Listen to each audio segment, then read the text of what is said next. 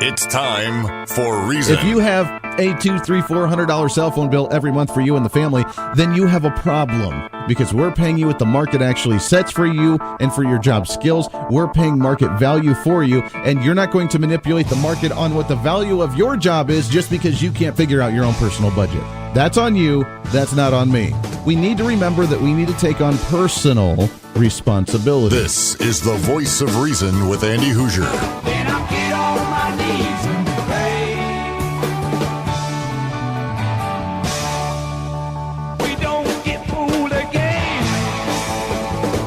Don't get fooled again. That's what I'm talking about. Welcome into the Voice of Reason, broadcasting live out of the heart of the nation here in Wichita, Kansas on the Big Talker, 1480 on the AM side, 102.5 on the FM side, KQAM.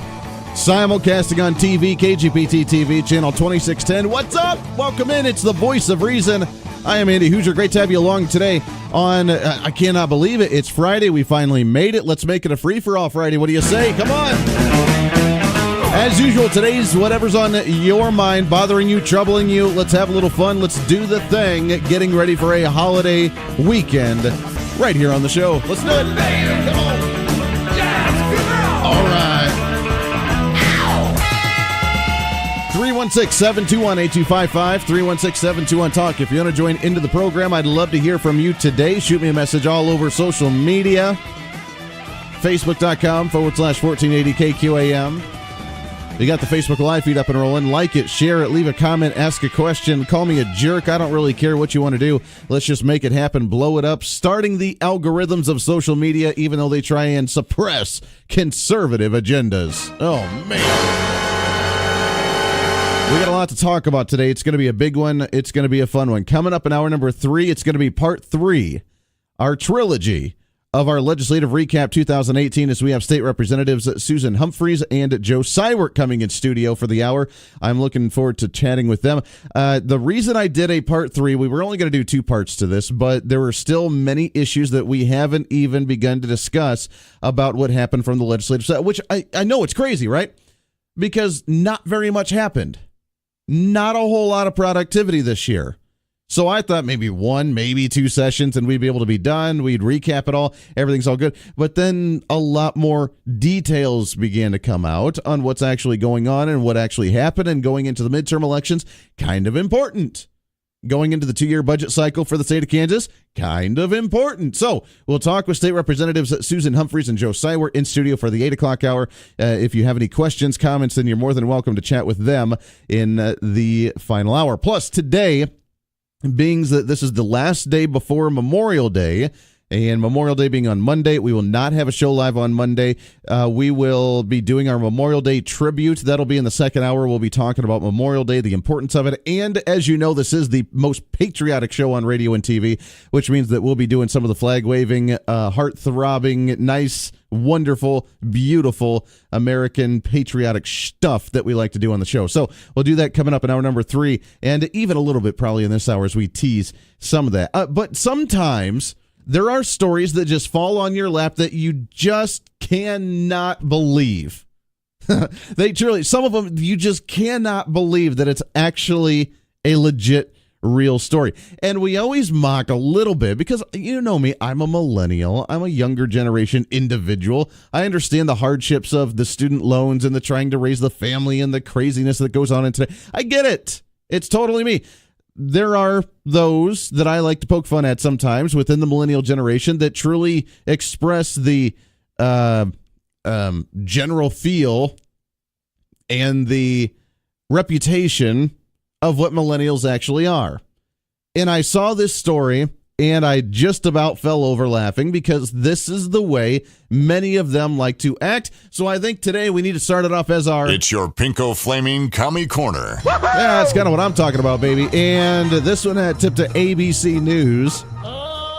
A 30-year-old man, which, by the way, as you know, I'd never like to give out my age on air, but I'm 29 right now, almost 30. A 30-year-old man, court ordered to vacate his parents' home on Tuesday, said he should be given more time to leave because of how much his parents harassed him about having to move out. Oh, mon Dieu.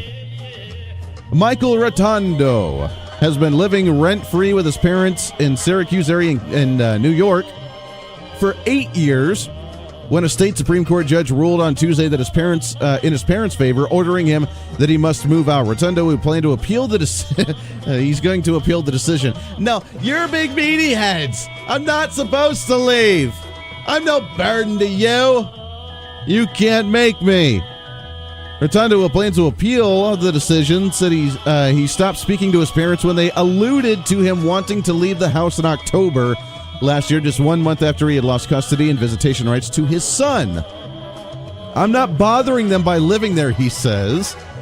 It's little to no cost to them, and considering how much they've harassed me, I think it's the least that they should be required to do, which is just let me hang out there a bit longer and use their hot water and electricity. By the end of October, Michael Rotundo said his parents were demanding him to get a full-time job, health insurance, and sessions with a therapist, which he said he didn't need any of those things. No, I don't need a full-time job. No, I don't. No, I don't need health insurance. I don't need that stuff. I'm on your health insurance, ain't I, Pop? Come on, man. Now, if you look at the pictures, I don't know if you can actually see any pictures on here, but I'll try and put it up to the camera for some that you can't see on Facebook Live and TV. He definitely looks like the epitome of the millennial generation. The nice long hair, the nice grizzly hippie looking beard thing. Now, I mean, I got a beard going on here, but it's not like the, let go hipster kind of looking thing. My parents alluded to the fact that they no longer wanted me to live in the house, and I was devastated from the loss and not seeing my son anymore. And I was like, I'm done with you guys. Direct quote, by the way. Mark and Christina Rotundo said they gave their son multiple notices to vacate, even offered him money to help him find a place on his own. Michael Rotundo, then the child, by the way, admitted that he had accepted the money but used it for other things. Quote, I took it, but with consideration for my plans and how my finances interacted with those plans. I did use the money for other things, but I don't regret that at all. I would have preferred to have kept the money and give it back to them, but I had to use it, and that's just how it is, dude.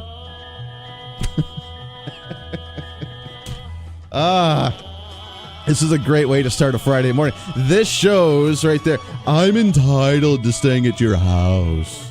I'm entitled to living there and using your stuff and taking your money. And then I was going to use it and pay it back, but I just had to spend it on stuff, dude.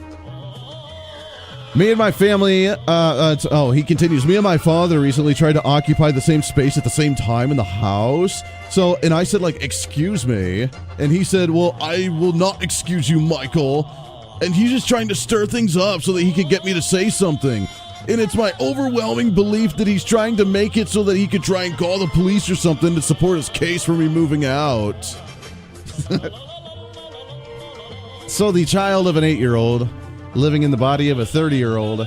How dare you have to move out of his house? 316-721-8255. There it is. The story of the day as now the 30-year-old having to leave his parents' home after living there rent-free for the last 8 years. And now, I just need to stay there a little longer, dude.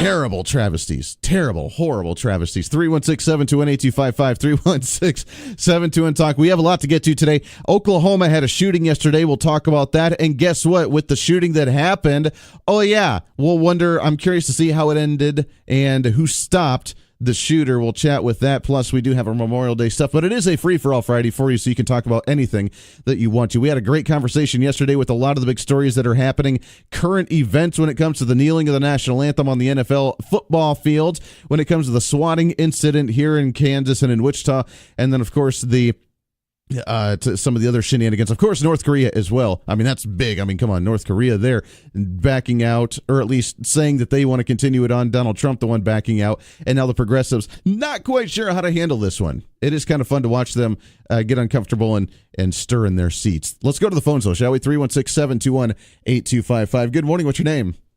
This is Pete. Pete, good morning, sir. How are you? I'm doing great.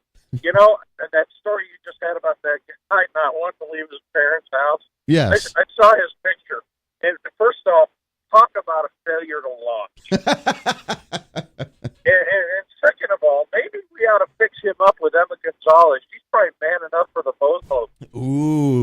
go. There you go. Well, I mean, he is apparently available since he just lost custody to his son, so he must be available to some degree. I wonder why. Well, I think he's suffering from a definite lack of testosterone. Well, see, there it is. He probably needs to drink some energy drinks because that'll boost his testosterone, make him a little more masculine. And then after he does masculine things, like, I don't know, get a job and actually like start a life on his own, then he can go to a masculinity confession booth and then he can apologize for his masculinity and then move back in with his parents. And it could be a vicious cycle back and forth. Well, the saddest part, though, is I guess that stupid thing is actually procreated.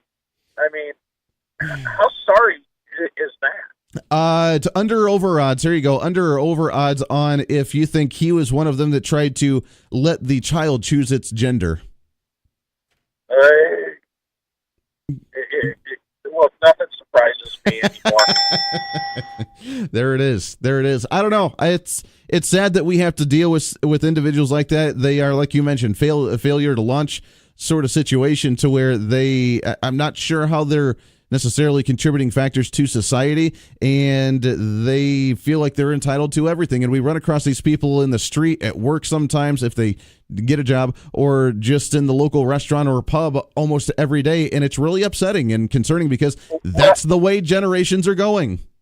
Well, but then the bigger question is okay, the kid is this way.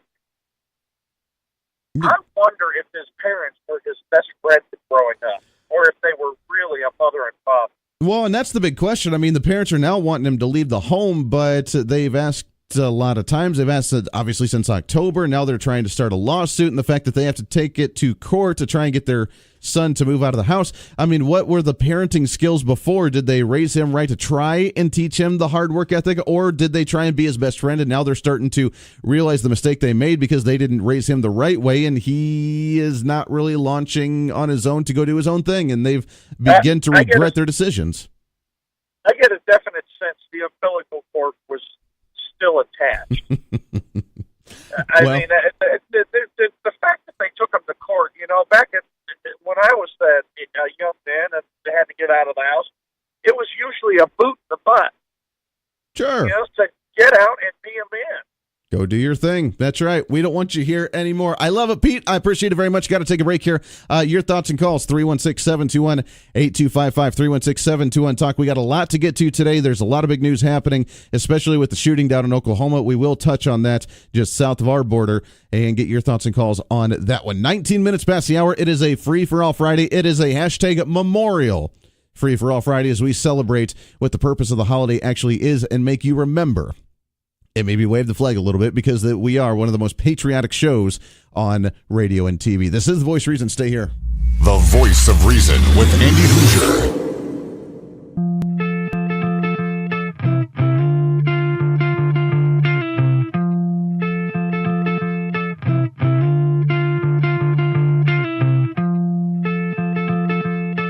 25 minutes past the hour. Welcome back into The Voice of Reason right here on the Big Talker KQAM. Happy Friday morning to you. It is the kickoff of our holiday. Let's celebrate it. Hopefully, many of you have been able to take today off, been able to start heading out to the lake, been able to go head out to family, go do your thing, kick off some summertime. Let's have a little fun. What do you say? 316-721-8255, 316-721-TALK. It is open lines and a free-for-all for you today. Anything that you want to talk about, maybe something we chatted about last week, maybe you're revisiting some of this stuff, or maybe you just want to bring up something totally new. It's okay. 316-721-8255. The big news of the day, of course, out of Oklahoma City, 6:30 p.m. last night, Oklahoma City Police Department was called to the area of Lake Hefner Parkway for a shooting. Police say the suspect in the shooting is dead. Why? Because apparently shot to death by an armed citizen. What? Wait a second. There's a shooter that wanted to go do something, and then, it was stopped by a good guy with a gun. 4 people were injured, 2 by gunshot wounds. 3 victims were taken to OU Medical Center. Hat tip, by the way, to OK Fox News. For this one, Channel 25. 3 victims were taken to OU Medical Center where 1 victim was listed in good condition, 1 in fair condition, and 1 was undetermined. Police say the 4th person who was injured had a minor injury and is undetermined. At this time, however, the injury was sustained. The tweet coming from the Oklahoma City Police. Lake Hefner shooting update. Man walked into Louis' restaurant and opened fire with a gun. 2 people were shot. 1 person has been taken to the hospital with serious injuries. A bystander with a pistol confronted the shooter outside the restaurant and fatally shot him. Wait a second. I got to give, ladies and gentlemen, do you realize how big this is? Winning. Do you realize how substantially big the news, the media reported a story of a bad guy that died because the good guy had a gun in the streets? Now, let's take it to the next step.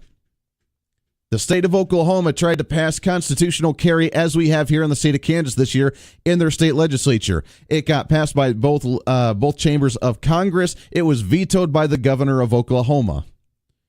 The state legislature right now is working on their veto session to where they can try and override vetoes from the governor and finish up and tidying up their things. Do you think that this story will help be able to push them to get enough votes to override the governor's veto on that constitutional carry?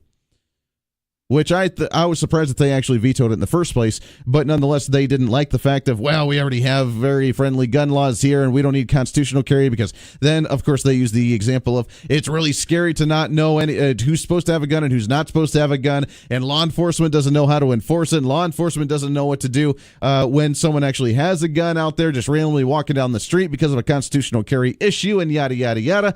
This is the perfect example. The bad guy had the gun already. The bad guy walked into a restaurant, opened fire, injured 3 people, severely injuring 1 person, and then ended up dying because no one died except for the bad guy because of a good guy with a gun. This is breaking news right now, just for the fact that, number 1, the media reported it, and number 2, this is fuel to the fire to allow the conservatives down in Oklahoma to be able to override the governor's veto when it comes to constitutional carry and being able to carry a firearm in the state of Oklahoma. This could help them push this over the top, because this is exactly the purpose of the Second Amendment. It is not to go hunting. It is not just to have it and think that it's really cool. It is not just to have one just for the sake of having one. This is the sole purpose of having a firearm. That if anything happens, I mean, come on, you go to a restaurant, a small restaurant like this. This is, what was the restaurant? Louis' restaurant. You go into a random little restaurant. You want to go to a cafe. You want to have a nice little dinner. And what happens? Oh, yeah. Bad guy walks in, starts shooting the place up. Maybe because he didn't like the restaurant. Maybe because he gave him a bad Yelp review. I don't know. Didn't like him. Open fire. Randomly. How many people do you think in that restaurant are sitting there thinking, gee, you know what, this is a good place for a shooting? Nobody. But yet someone had a gun to be able to stop that and eliminate the threat. Crazy how that works, right? Got some calls on the line. Stay here. Don't go anywhere. We'll get to you as soon as we come back. Bottom of the hour news coming up. Lots more to get to today. This is The Voice Reason on a Friday. Stay here.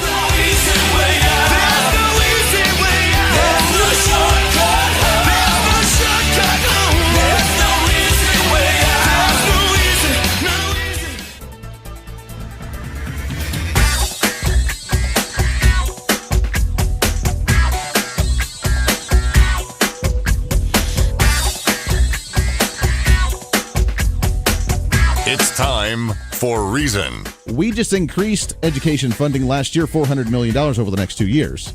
That's not enough. They wanted $1 billion. So what do? They compensate by now coming out with a new lawsuit, or continuing the lawsuit, asking for an additional $600 million. The Voice of Reason with Andy Hoosier. Hey, welcome back into it. Happy Friday to you. Great to have you along on a holiday weekend. Let's get it started. What do you say? Let's get this party started, because that's the way we roll. 316-721-8255, 316-721-TALK. Let's go right to the phones here. Line number 1. Good morning. What's your name? Good morning. It's Deacon. Deacon, what's happening, sir? You know, it's a beautiful day out here. Hey, every single day. You know what? I love your optimism so early in the morning, because you get up even earlier than I do. So I give you credit for that. Oh, you know, if you carry a bad mood around all day, you just make your day longer. Hey, you know what? Amen to that, my friend. But today is your Memorial Day show, and I just wanted to call in and tell you about 2 guys. Yes. My papa, my grandfather, Ralph Hampton Marshbanks, USMC gunnery sergeant, served in the South Pacific during World War II, 22 years in the Marine Corps. Awesome awesome American, great guy. And my dad, Calvin Hancock Jr., Sergeant First Class, U.S. Army, served 4 tours in Vietnam with the Army Rangers. Wow. 22 years in the Army. Those guys, they're my heroes. Absolutely. Both of them have been promoted to heaven now, but while they were here, they made a big difference. I can only imagine. I mean, that's something to be so proud of. And I mean, let me ask you something. They're not obviously here to see kind of the turmoil of today, but if they were here today and they saw society and they saw the people apologizing for the nation, apologizing for who we are and what we are, being ashamed of waving the American flag, kneeling during the national anthem, what do you think their response would be to something like that after what they went through? It would be rage, disgust, and pure sorrow. They both served in combat. They were both wounded, in combat. They both went to hell for the flag. And to see people, both my grandfather's coffin and my dad's coffin were both draped with the American flag. And when somebody steps on that flag or disrespects that flag, they're disrespecting the men that I love the most who went to war for this country. And, I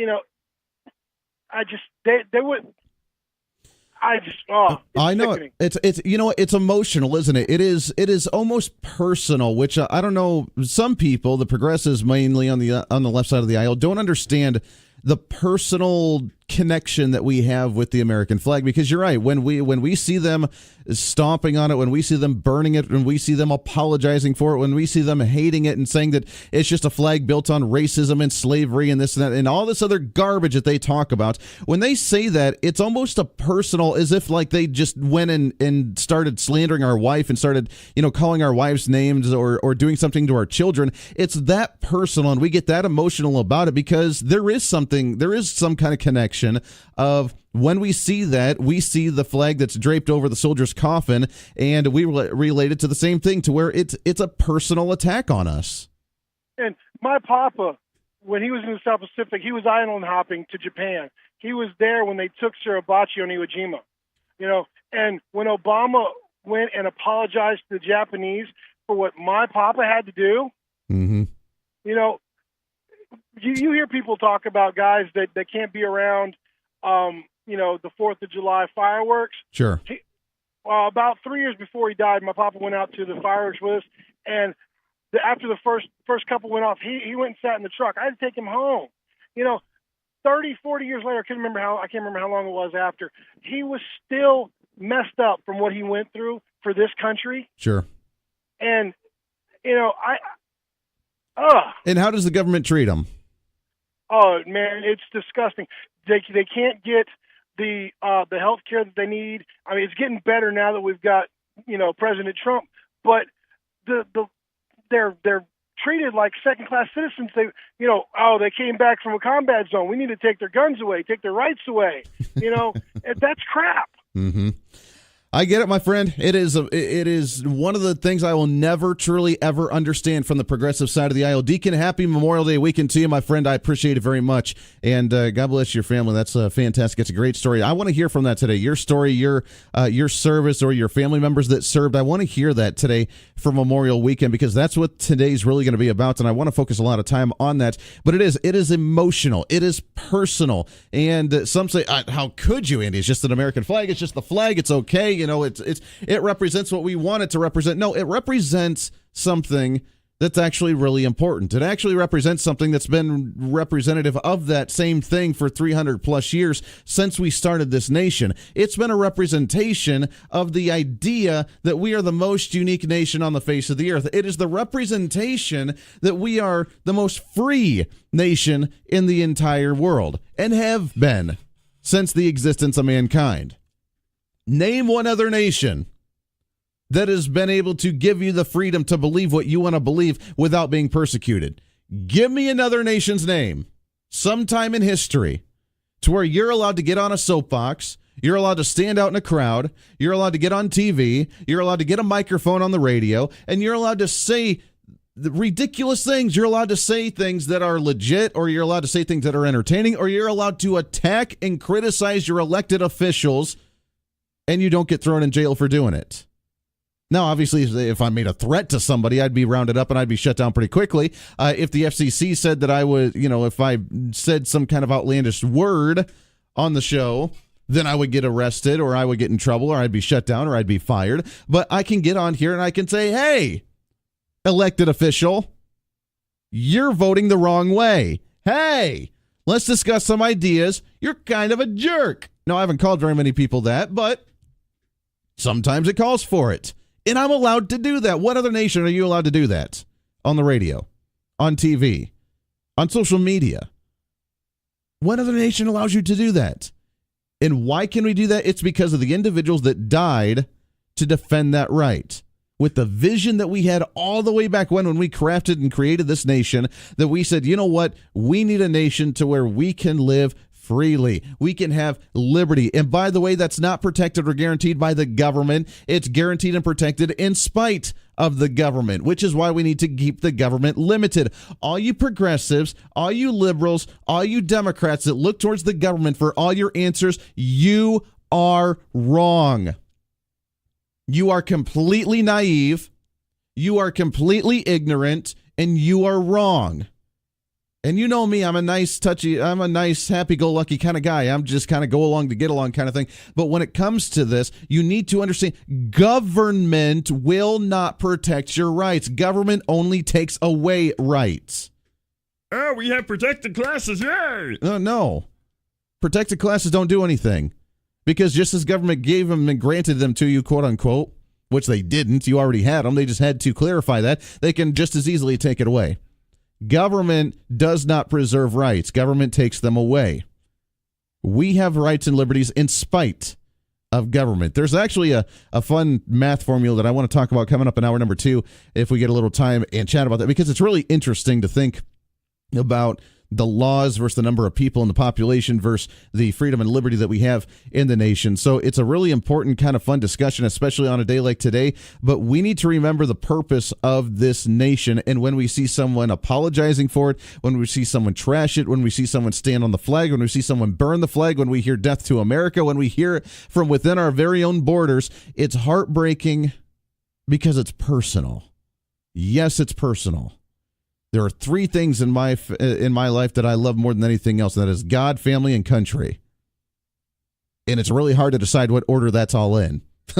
Because, well, I mean, obviously one of them, but it's very difficult because I love all of them so much.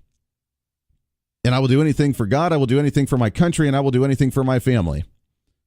Because that's important. And when one gets trashed, when one gets attacked, then it's just as personal as if any of the other ones were attacked or criticized. That's the way we need to feel about our nation. Yes, I am a nationalist in the original term of what nationalism actually represents. Nationalism not being the fascist mentality of, oh, we're going to clean out everybody out of our country. No, nationalism in the original sense that I believe this is truly, honestly, the greatest nation on the face of the earth and that no other nation will ever compare. Yes, I believe in that. I'm a competitive kind of guy. I don't necessarily enjoy it. I'm not the biggest sports guy, but I enjoy the competition within sports. I understand the importance of sports when it comes to competition, when it comes to work ethic, when it comes to teamwork, and so on and so forth, when it comes to working hard to get what you need to achieve. I completely agree, and I love all that aspect of sports. I'm just not a big guy. I'm going to sit and watch a sporting event. That's just not me. But I'm a competitive kind of guy, and I will put our nation up in front of any other nation in the world and compete because that's awesome. And I know that we'll come out victorious. 316-728-8255. We're just getting started, baby. We got a lot to get to when it comes to Memorial Day today because this is a time that we need to cherish. And yes, we need to remember it in a solemn term to a degree because of the individuals that did lose their lives, but we need to rejoice and celebrate for why they lost their lives and why the majority of them openly chose to do so because they understood the importance of what they were fighting for. 316-728-8255. Let's go to the phones. Good morning. What's your name? Good morning, Andy. It's Ron. Ron, good morning, sir. How are you? Good morning. Yes, I want everybody to fly their flag proudly Monday to show their respect for the people that gave the ultimate. I have 2 sons that were Marines. They're both retired now from the one from the Air Guard and one from the Army Guard. Sure. And my father and all my uncles all fought in WW2, and some I even fought in Korea as well. But my youngest son, who's my Bosnian vet, my Afghan vet, and my Iraqi vet, he sent me something that I think is worth telling everybody. It says, "We, the living, have the stewardship of history. To never forget that the full measure of our liberty is counted by headstones." That is very true. And how many other nation actually says something like that? Not very many. Now, I know we've helped every nation at one time or another to straighten out their so-called culture. Sure. And especially over in Europe. But Monday, fly your flags proudly for all those people that have gone and given that ultimate sacrifice so that we may live as free people. Amen to that. I would just say fly your flag the entire weekend as high and as proudly as you possibly can, because you know what? Why does it only need to be one day, right? Amen to that. Ron, I appreciate the call very much, my friend. 316-721-8255. I'm still... I got to get it. I keep joking with my wife. One of these days, I'm going to be getting the extremely tall pole and the American flag in my yard. And I mean, I have flags all over the yard, and I have flags all over in the house and everything, but I want to get the 100, 200-foot pole with the, huge flag to where really the entire city will be able to look and say, oh, there's Andy's house. I'm going to do it one of these days. I'm going to get one of those ridiculously long poles. People are going to be coming to my house thinking it's the post office, because it is going to be flying so high that everybody knows the marker, that when you start asking for directions in town, you're going to say, oh, yeah, you go to the American flag where that crazy talk radio host guy is, and then you take a left. One of these days, that's going to happen. We can do that. 316-721-8255. This is The Voice of Reason. Stay here. This is The Voice of Reason with Andy Hoosier.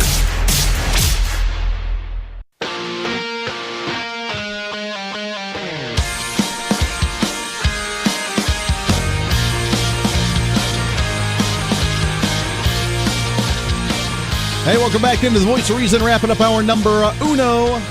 7 minutes at the top of the hour, 316-721-8255. As we roll along on a Memorial Celebration Friday. And as you know, today's not only a Memorial Friday or a Free-for-All Friday, but also a, Fried Chicken Friday. 112 South Main Street in downtown Inman is the Inman Harvest Cafe. They have their buffet today from 11 to 1. Their big one from 5 to 8 o'clock tonight, as they're getting ready for Memorial Day. Katie's on the line with us this morning. Katie, good morning to you. Good morning, Andy. Happy Fried Chicken Friday. Happy Fried Chicken Friday. Welcome into it. It is another spectacular Fried Chicken Friday. You guys are getting ready for another fun day. Breakfast already up and running. I can smell the biscuits and gravy already. But what other good... oh, man, I tell you what, I haven't had biscuits and gravy forever either. That's one thing that's been on the list to get in and try for a little bit. But what else do you have on the slate for today? Well, today, okay, so, here's the thing. Uh-oh. We like to live dangerously here at Harvest Cafe, and so I don't completely know what we're having for lunch today. Ooh, see, I like it. It's going to be kind of like the cook's choice and the cook's special today. A little bit, yeah. So I do know that we are having a taco lasagna. So that's the taco meat. It's cheese. It's instead of lasagna noodles, we use tortillas, and then it's going to come with our homemade salsa.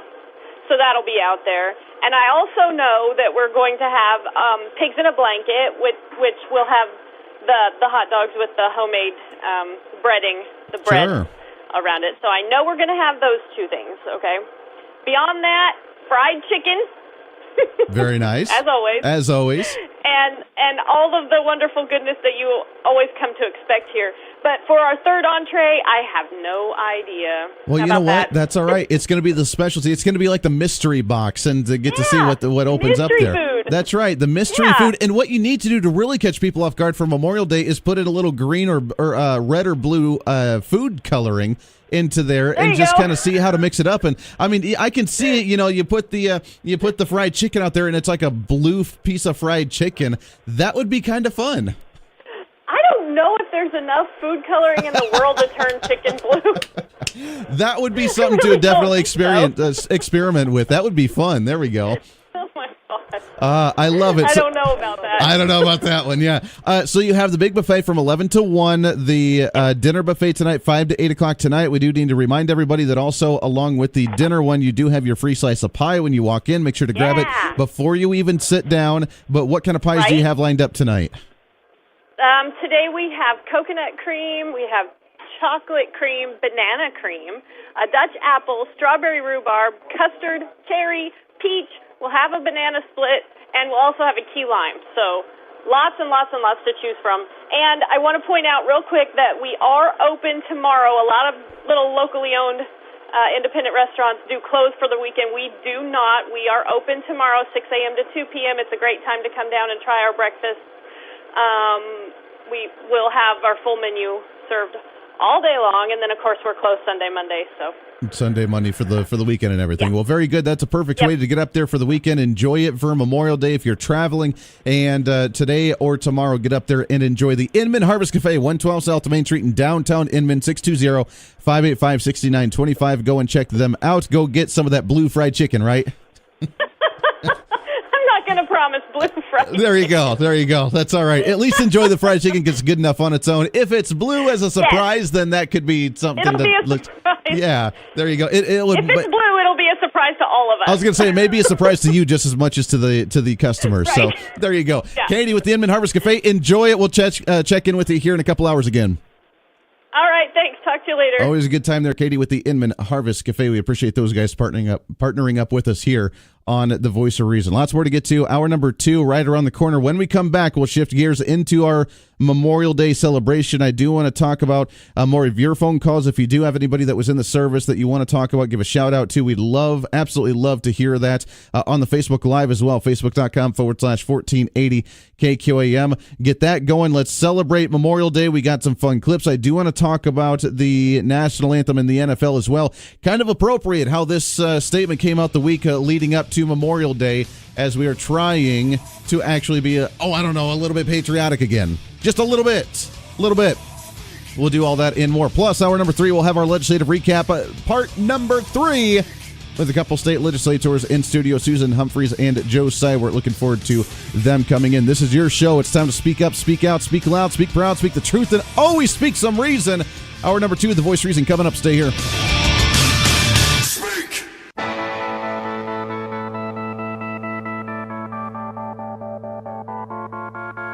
It's time for Reason. If you have a $200, $300, $400 cell phone bill every month for you and the family, then you have a problem, because we're paying you what the market actually sets for you and for your job skills. We're paying market value for you, and you're not going to manipulate the market on what the value of your job is just because you can't figure out your own personal budget.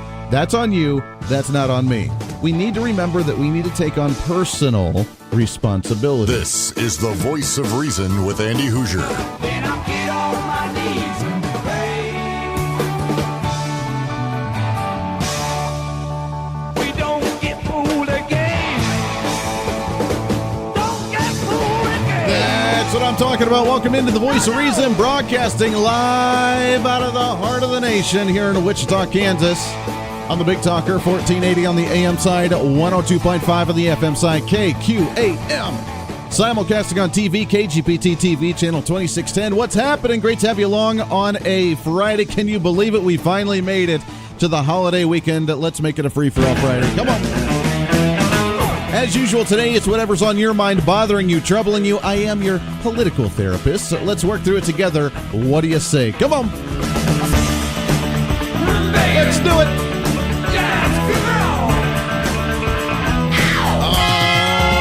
316-721-8255, 316-721-TALK. If you want to join in, you're more than welcome to do so. Leave me a message all over social media, facebook.com/1480 KQAM. The Facebook Live feed's up and running as we celebrate Memorial Day and Memorial Day weekend. If we look to the answer as to why for so many years we achieved so much, prospered as no other people on earth, it was because here in this land we unleashed the energy and individual genius of man to a greater extent than has ever been done before. Freedom and the dignity of the individual have been more available and assured here than in any other place on earth. The price for this freedom at times has been high, but we have never been unwilling to pay that price. Those who say that we're in a time when there are no heroes, they just don't know where to look. The sloping hills of Arlington National Cemetery, with its row upon row of simple white markers bearing crosses or stars of David, they add up to only a tiny fraction of the price that has been paid for our freedom. Each one of those markers is a monument to the kind of hero I spoke of earlier. Their lives ended in places called Belleau Wood, the Argonne, Omaha Beach, Salerno, and halfway around the world on Guadalcanal, Tarawa, Pork Chop Hill, the Chosin Reservoir, and in 100 rice paddies and jungles of a place called Vietnam. Under one such marker lies a young man, Martin Treptow, who left his job in a small-town barber shop in 1917 to go to France with the famed Rainbow Division. There on the Western Front, he was killed trying to carry a message between battalions under heavy artillery fire. We're told that on his body was found a diary. On the flyleaf, under the heading, My Pledge, he had written these words: America must win this war. Therefore I will work, I will save, I will sacrifice, I will endure. I will fight cheerfully and do my utmost as if the issue of the whole struggle depended on me alone. We must realize that no arsenal or no weapon in the arsenals of the world is so formidable as the will and moral courage of free men and women. It is a weapon our adversaries in today's world do not have. It is a weapon that we as Americans do have. Let that be understood by those who practice terrorism and prey upon their neighbors. As for the enemies of freedom, those who are potential adversaries, they will be reminded that peace is the highest aspiration of the American people. We will negotiate for it, sacrifice for it. We will not surrender for it now or ever. We are Americans. That was President Ronald Reagan. You may have heard that audio clip. It's been floating around social media for a while, but it's a really important one and a really powerful one for a day like today and a weekend like this weekend as we celebrate Memorial Day. And it really makes you think. It puts things into perspective for a bit. When was the last time we had a draft? Well, a really long time ago. And we haven't had to do it very often. Why? Because we are resilient when we realize the importance of us standing up and understanding what we need to fight for. And just imagine of a time when all of a sudden people feel like they don't need to do so anymore. When they don't need to fight as they've done before. When they don't need to try and preserve the way they've done before. The way that we've done before for so many years and so many decades and so many generations here in the United States. And someone just said, yeah, you know what? I'll let somebody else take care of that. It reminds me of the story that we started off with in the last hour of the 30-year-old man where his parents had to take him to court and a federal judge had to say, you know what? It's time for you to move out of the house. And he said, well, I have my rights, dude. You can't tell me to leave, dude. Really? And those are the type of people that we would have to rely on at some point to actually, keep this nation free. Where he's probably a Bernie Sanders supporter, probably is an Obama supporter, probably wants to apologize for this nation, probably wants to apologize for everything that we're about, probably wants to look at the American flag as nothing more than a racist symbol of bigotry and slavery, when that's the biggest load of bull / radio expletive word that we can actually put on the radio. Because it's crap. And then you hear about, we're going to kneel during the national anthem. We're going to disrespect the flag during a sporting event because I make millions of dollars and I play a child's game for a living. and we're going to disrespect the flag to try and start a motive. This is the problem that we have. Because as I said in the last hour, it's personal for you and I. It really is. God, family, and country. And I've been struggling to try and put those in order. And obviously, God comes first and foremost above anything else for me personally.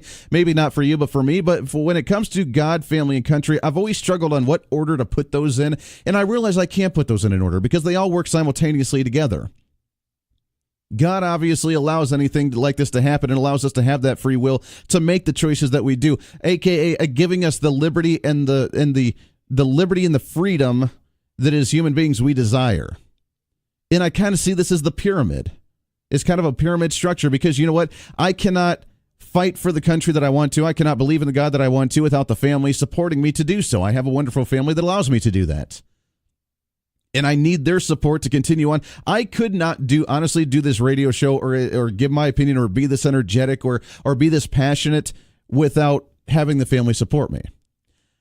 I cannot do this. I cannot voice my opinion. I cannot fight for conservatism. I cannot wave the flag, and I cannot believe in the God that I want to believe in and believe in the religion that I want to believe in without a country that allows me to do so. They all work together. God, family, and country.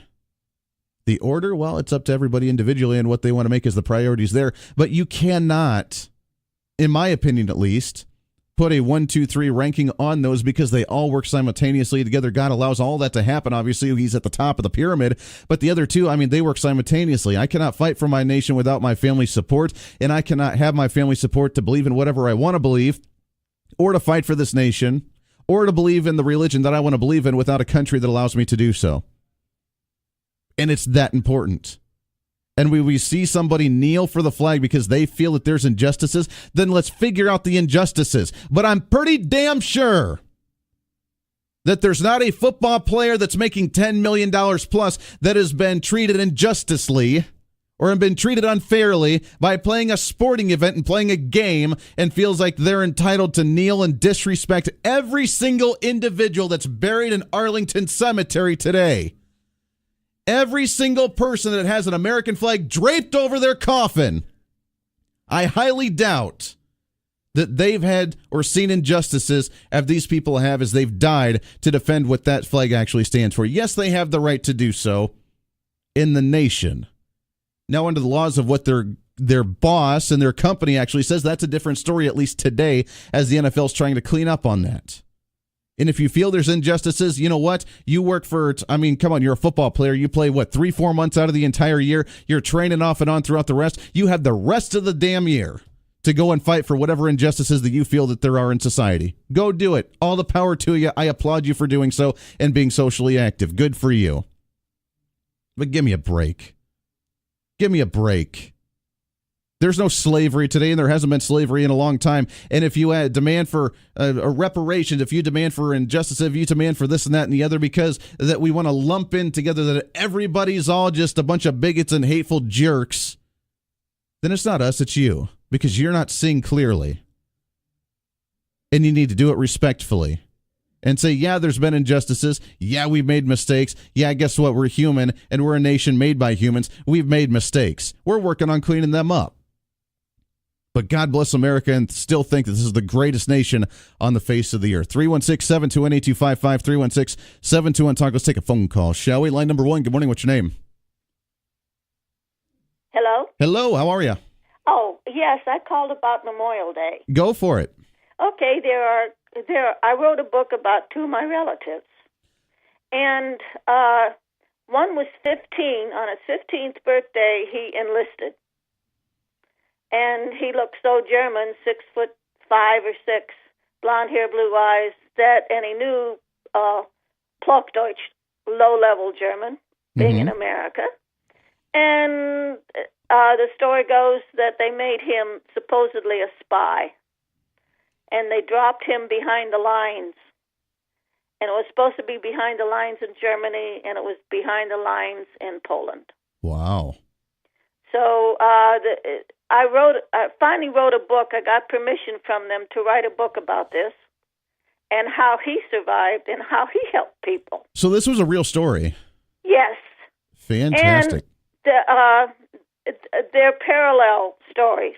The other story in the same book is about a 5-year-old in Venice, the ghetto of Venice, and how when the soldiers came marching in, the German soldiers with their heavy-duty boots marched in on the cobblestone. Sure. They whisked him away, and his story is how he survived, and all he knew from his family was meet him at the big statue of, I'm going to cry, the Statue of Liberty in the United States. Sure. So it's a parallel story, and the two boys finally meet. And I wrote the book. I finally got permission because these fellows and their relatives are still working the underground in Europe. That's fantastic. That is, it shows the resilience, it shows the determination, and it shows that when we have the ability to have liberty and freedom here, that we do whatever we can to try and give that to everybody that we can around the world. And as you mentioned, still working underground in different places around the world like that. That's what we're about. We're not the evil, hateful, bigoted. We just want to isolate ourselves. We want to try and attack different people because they may look different or speak a different language. We're not like that in any way, shape, or form. That's not what this nation's about. The true meaning of Americanism is to spread liberty and freedom for each individual to make their own choices and be able to preserve the private property that they have, whether it's materialistic goods, whether it's family, or whether it's just a vision and an idea. That's what we're about, and that's a wonderful story. Absolutely. The book is called Two Daniels. I had to change the name to protect them. Sure. But I wrote it mainly for kids because they need heroes, not superheroes, not imaginary heroes. These two fellows are heroes. Absolutely. And their families are still heroes. Absolutely. So I think it's on the market for like $10 a book. So it's cheap enough. Sure. But I think it's a wonderful story, and I'm so glad that finally one of us in our family got the chance to write it and publish it. I love it. I love it. Two Daniels. I appreciate that very much. Thank you so much for the call. I got to take a break here, but that's a wonderful story, and that's so uplifting and heartfelt because the sacrifice that we give for the nation, that we give for others in the country and even outside of the country, because we feel that it's that important. That's what America's about. Is about helping one another, is about community, is about taking care of other individuals. It's not about the hate. It's not about the division. It's not about the separation. The progressives have turned it into that, and yes, I will call it out. It is the progressive ideology that has led to that in many cases, but that's not the message of what we're about. And that's the message that we need to remember when it comes to Memorial Day for this weekend. 316-721-8255. More of your stories along with some more of this when it comes to Memorial Day and the meaning of it, along with the National Anthem and everything of the sort. We got to take a break here. 22 minutes past the hour. This is The Voice of Reason. Stay here. The Voice of Reason with Andy Hoosier on the Big Talker KQAM.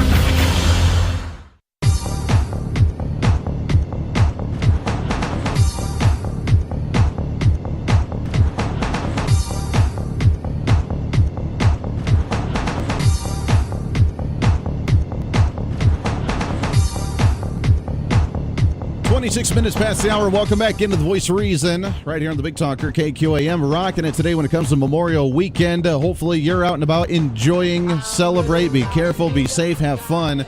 And let's remember the purpose of the holiday. 316-721-8255, 316-721-TALK. By the way, I want to read for you because there are some that for whatever reason believe, and it's funny, I look over at the sports studio and they have the TV in there. They always turn it on the sports. I'm never allowed to actually have it on like news or anything. They always get to watch their sports thing.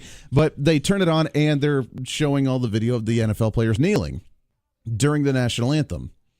And if you missed the story yesterday that we talked about, and throughout the entire day yesterday, as everybody was kind of talking about it, the NFL's come out and tried to change their policy because they're losing ratings, they're losing advertisers, they're losing revenue, and they want to try and clean it up. And again, we've tried to use the same example of if you go to work and you start voicing your political opinion at work and you start kneeling and protesting while you're wearing the uniform and representing your company, what would actually happen to you? You'd probably get fired or probably get in trouble and say, yeah, you're not allowed to do that. No. But yet, for some reason, entitled man children that are meatheads that just run up and down the field and play a child's game, they get to do so because all of a sudden they're experts when it comes to social justice. I just don't understand. It doesn't make any sense to me. But they get the right to do that. So now the NFL's trying to clean that up, and some teams are accepting it. Some teams are trying to fight it, whatever the case is, where they'll get fined if they end up doing that unless they just stay in the locker room. That's been the argument. And they say that the Star-Spangled Banner, just like the American flag, represents nothing more than racism, bigotry, and slavery, which is not the case. And I don't know where we come up with this thought process. I don't know where all of a sudden we say, I think we're going to start this movement because we just create something and now all of a sudden it's a big social movement. This is the danger, by the way, to hashtag fake news and many different stories on social media, because people can just start something and people just automatically begin to believe it. Because the Star-Spangled Banner says nothing about slavery in the context of actual slavery. So I'm going to read you the portion of the Star-Spangled Banner that they're all upset about, which, by the way, you have to go to the third paragraph in order to actually get this. And where is that band who so valiantly swore that they have havoc of war and the battle's confusion? A home and a country should leave us no more. Their blood washed out of their foul footsteps pollution. No refuge could save the hireling and slave from the terror of flight or the gloom of the grave. And the Star-Spangled Banner in triumph doth wave, or the land of the free and the home of the brave. The land of the free and the home of the brave. What does that mean? We have a Star-Spangled Banner that all of a sudden is talking about patriotism, talking about the freedom and the liberty of the nation and what we're fighting for and what we're seeing as we witness the war between the revolutions and the patriots, and from the king, and from England, as we're fighting the Revolutionary War. And as we talk about a country leaving, and as we talk about confusion and havoc of war and all the things happening, and what's going to happen, and what if we run away? What if we lose this fight? What if we lose? What if we don't win? What if we don't win our sovereignty and our liberty? What's going to happen? No refuge could save the hireling and slave from the terror of flight or the gloom of the grave. Meaning either we need to fight tooth and nail and die as free men, because if we run away and we run from and we flight or we die and we end up losing this, we will all be slaves. Now tell me why they would be talking about a free nation, land of the free, home of the brave, why we have a free nation, and we're talking about the importance of fighting for our liberty, and then all of a sudden they have one little two sentences, two phrases that says, oh yeah, and by the way, we're going to keep slaves in the nation too. If you believe that, you're sadly completely oblivious and ignorant to what this nation's all about. Bottom of the hour news coming up.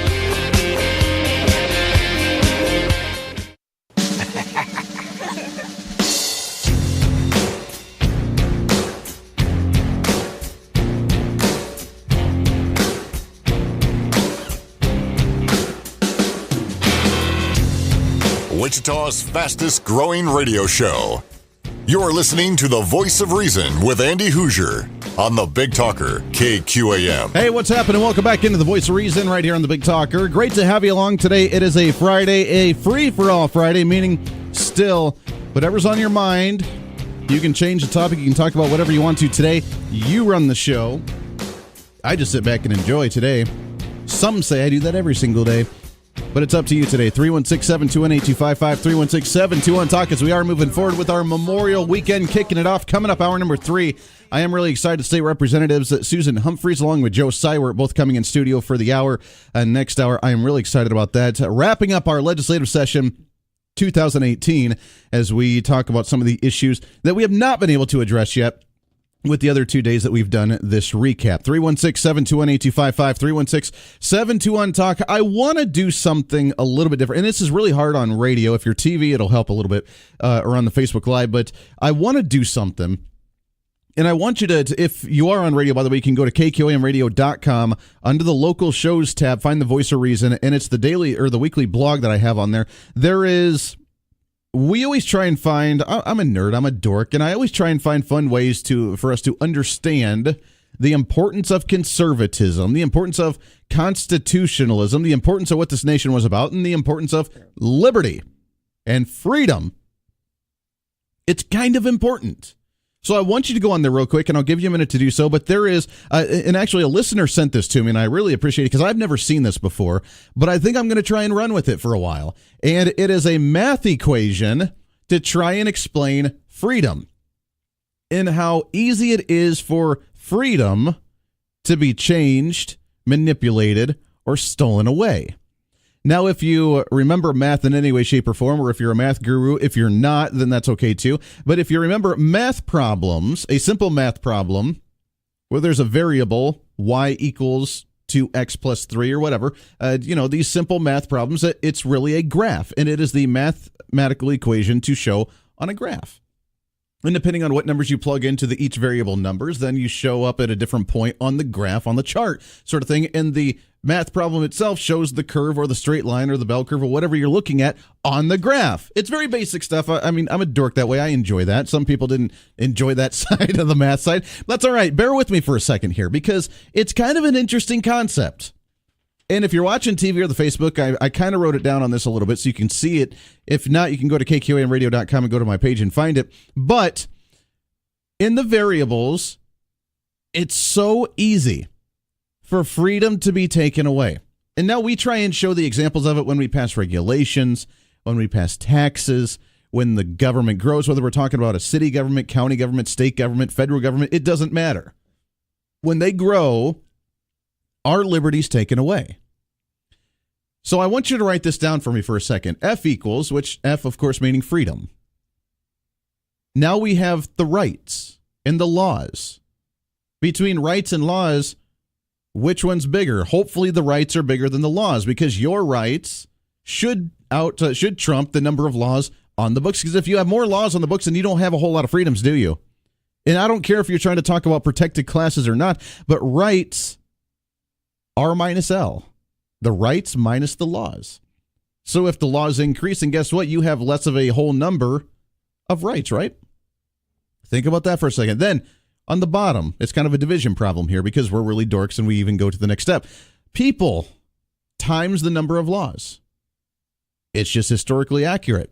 The more people in a society, the more laws that there become, right? Because more people start throwing a fit about tiny little things, and then we don't have a generic base of laws to where we just kind of abide by the rule of law and kind of do our own thing, and we're civil with each other. But we end up seeing the idea for judicial activism, and we start increasing the laws, and we start doing protected rights, and we start increasing the number, the amount of control that the government has. So do that problem with me for a second. The number of people times the number of laws. And guess what? Once you divide those final numbers between the number of rights you have minus the number of laws, divided by the number you get with the people times the number of laws, is how much freedom you actually have left. And the one variable, the common denominator in all this would be the laws. Laws are not always a good thing. And that's what the progressives and the left-wingers do not understand. Laws are not always a good thing. We don't want a bunch of laws on the books. It should be up to personal responsibility, and it should be up to individuals who understand what the realm of their limitations are so that way they don't abuse it. But welcome to human nature, right? Which is why we need law enforcement, which is why we need individuals that try and actually uphold the Constitution, that actually try and uphold some type of standard or morality or ethics when it comes to individuals living in a society, because the number of laws that we have do not need to be expanded, because every time we expand the number of laws, we're taking away those rights. And when the whole number of rights actually gets diminished, then it's harder and harder and harder to fight for the equal, the grand scheme, the grand equation, the grand finale number of the amount of freedom that we have. It's a very interesting concept. I've never seen this type of equation before, but I like it. If you want to see it in a little more breakdown of it, go to kqamradio.com. Under the local shows tab, you can find the Voice of Reason, and it's really fascinating to see this. Now, obviously, we can't punch in an equal number of rights. There are 3. People, there are 5. Freedom, there are 12. You can't do that, but it's the concept, it's the vision, it's the philosophy of understanding that as we increase in population, historically we've increased in the number of laws. When we do that, then we limit the amount of rights that we actually have because the laws prohibit the amount of rights that we can have, which means the overall end means we diminish the amount of freedom and liberty that we have in a society as we progress down this road little by little by little by little by little.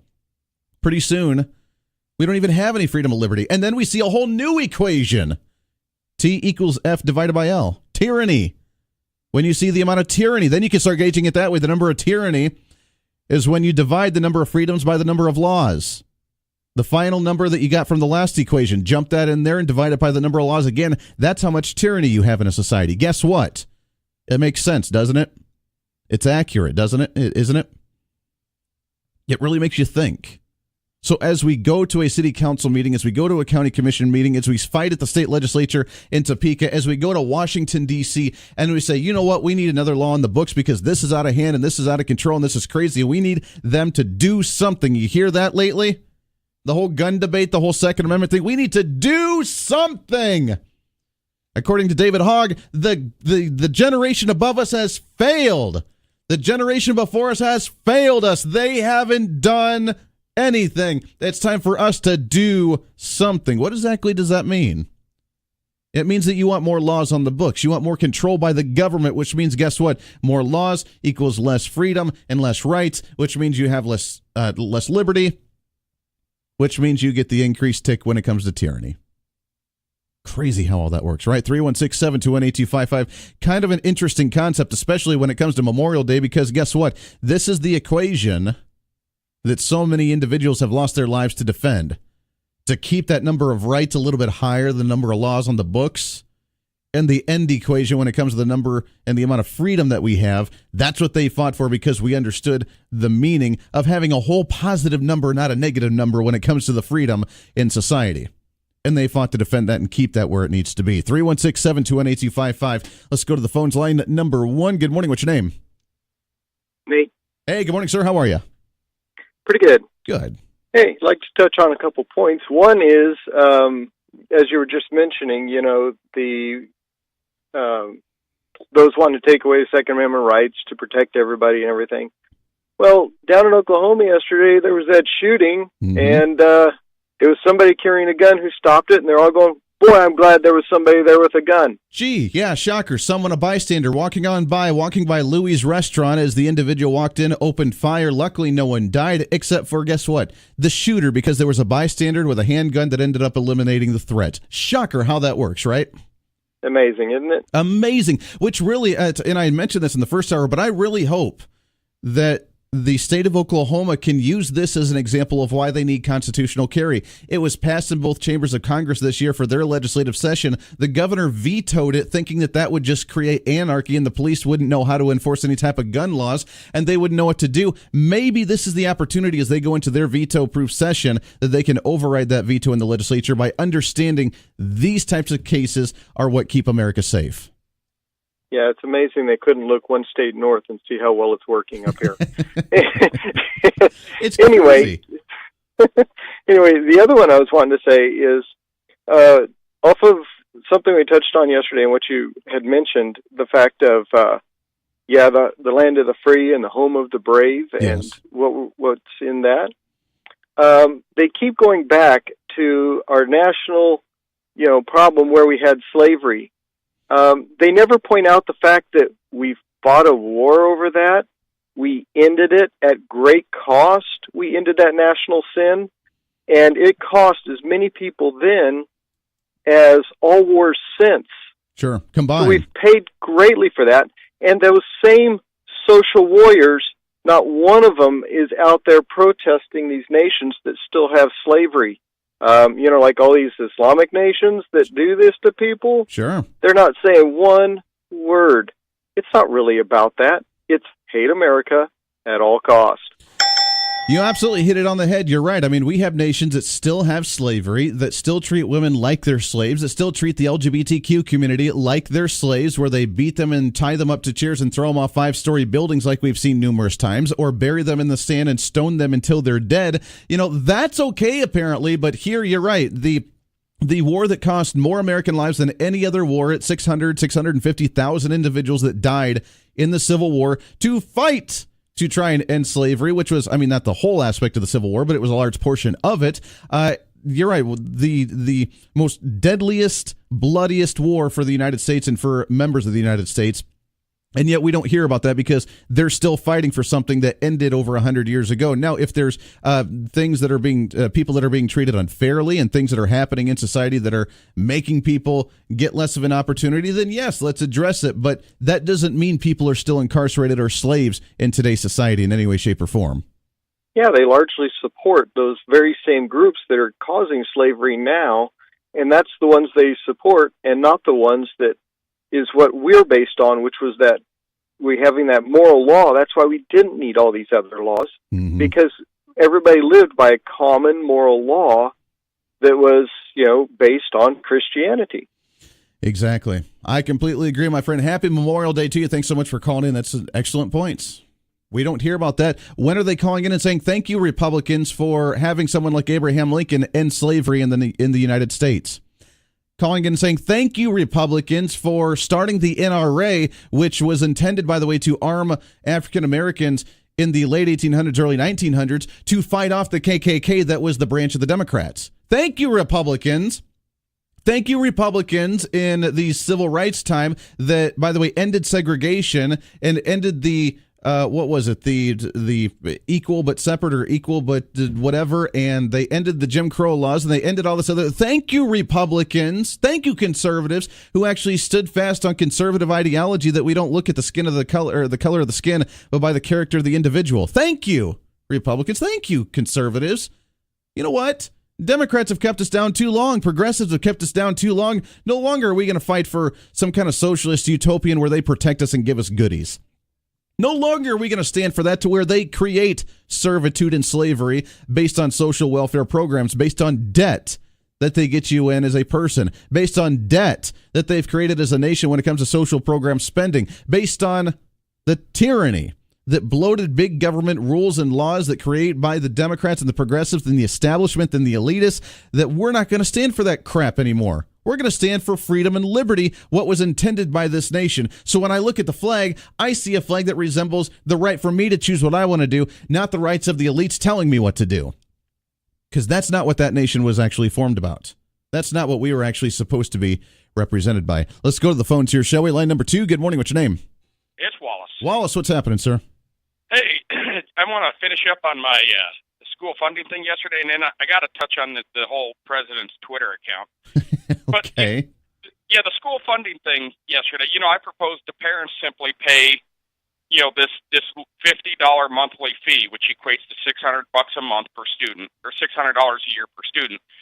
Well, I was talking to a friend of mine. He lives in Lindsborg, had 2 kids that in the past couple of years went through kindergarten. And traditionally, kindergarten's been a half-day program. Well, him and his wife, they live frugal. They're comfortable, but they don't drive fancy cars. They don't have the latest cell phones. They don't. They use just an antenna for the TV. They don't have dish or cable or anything. But they opted to spend $900 to put their kids in all-day kindergarten. They could have either put them in daycare for the other half of the day or put them in all-day kindergarten. Well, they paid that. Well, for the last 2 years, we passed school funding, and now, just out of the blue, now kindergarten's all day, and it's paid for.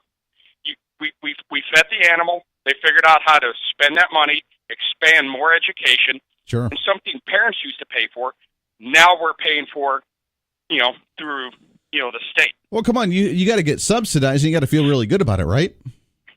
I don't feel $14,000 good, especially when I see what's getting churned out.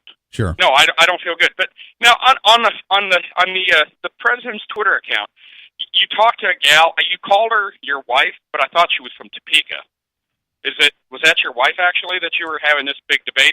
Yesterday, yes, Mrs. Voice of Reason, my very own wife. Okay. Yeah, she did call in and discuss that with me. Okay. Well, and I got to thinking about it. Here's the deal. Twitter is a private company. Twitter, the judge just ruled now it's equal to the public square. There's a difference between a private company and the public square. And if you buy the argument that the judge made, that this is free speech, this is First Amendment, well, it says you have a right to address your government to petition your government, but that's a private account that the president uses, just like if you and I are on Twitter. It's a private account. And look, it's not the official statements of the White House. I mean, they're not going on there and saying this is the official press release from the executive branch on a certain issue. This is him saying, hey, yeah, the press release is pretty awesome. And by the way, little rocket man over there ain't going to get what he wants. And, I'm pretty sure that's not the official statement of the White House. If it is, that would be hysterical, but that's not the case. Well, if you follow this judge's illogic, can someone write a book and then mandate that the president has to read it? No, it says you have a right to petition. It doesn't say that anybody has to read what you say. You have a right to say it, but nobody has to read or listen to what you're saying. You have a right to say it, but you can't go into a private company and essentially now this judge is saying, well, no, it's not private, it's public. And, of course, that opens it up to a whole nother level of government intrusion by doing that. Mm-hmm. But I hope this goes to the Supreme Court and this judge gets spanked. I'll tell you, there's got to be a point when judges get overturned so much that they ought to be automatically removed from the bench. I would agree with something like that. I mean, come on, if you get overturned over and over and over again, like, I don't know, the Kansas State Supreme Court, and they get overturned more than any other Supreme Court in the nation, and they have one of the worst records, then, maybe it's time for them to be removed and for other people to get into the actually know how to do their job. It's like you going to work and your boss having to correct everything that you're doing all day long, and then you being able to come back to work and do it all over again, and them having to correct your work all day long because the higher-ups are the ones that actually have to say, yeah, this person doesn't know what they're doing, so we're just going to continue to fix their mistakes and redo the work, as opposed to just get somebody in there that actually knows how to do their job. It's crazy that what we put up with in society today. You're listening to the Voice of Reason with Andy Hoosier.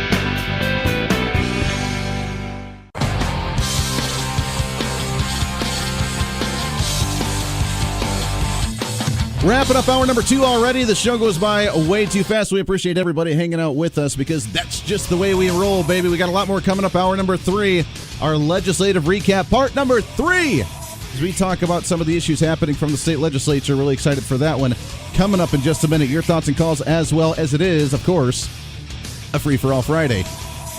It's time to speak up, speak out, speak loud, speak proud, speak the truth, and always speak some reason. Lots more coming up in hour number 3. Stay here.